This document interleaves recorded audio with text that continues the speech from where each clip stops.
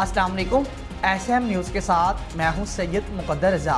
SM news studio में खुशामदीद। सबसे पहले नज़र डालते हैं आज की न्यूज़ हेडलाइन पर। शहबाज शरीफ को बुलाना चाहिए था और कहना चाहिए था कि जनाब आपने ये हलफनामा दिया था, आपके भाई साहब वापस नहीं आ रहे, तो क्या हम आपको जाली एफिडेविट में जेल में भेज दें? शहबाज शरीफ भाषण ना दें, नवाज शरीफ को वापस लाएं। वफाकी वज़ीर इत्तलात फवाद चौधरी की कराची में मीडिया से गुफ्तगू और कहा नवाज शरीफ को वापस ना लाए तो जाली हलफनामे पर कार्रवाई होनी चाहिए।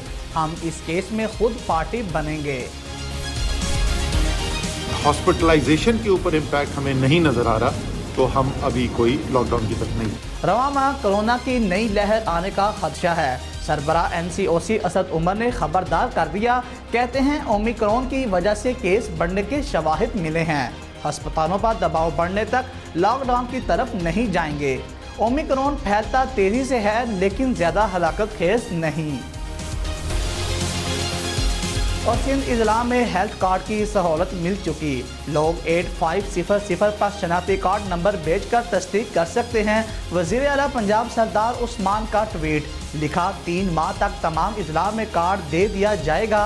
वज़ीर सेहत पंजाब डॉक्टर यास्मीन राशिद ने बताया, सेहत कार्ड मिलने तक पंजाब के शहरी अपना शनाख्ती कार्ड बतौर सेहत कार्ड इस्तेमाल कर सकते हैं। बल्दियाती कानून के खिलाफ जमात इस्लामी का सिंध असम्बली के बाहर धरना तीसरे रोज भी जारी। हाफिज नेमो रहमान कहते हैं कि जगह कम पड़ी तो वजीर आला हाउस या शार फैसल जा सकते हैं। पीर को खवातीन भी धरने में शरीक होंगी।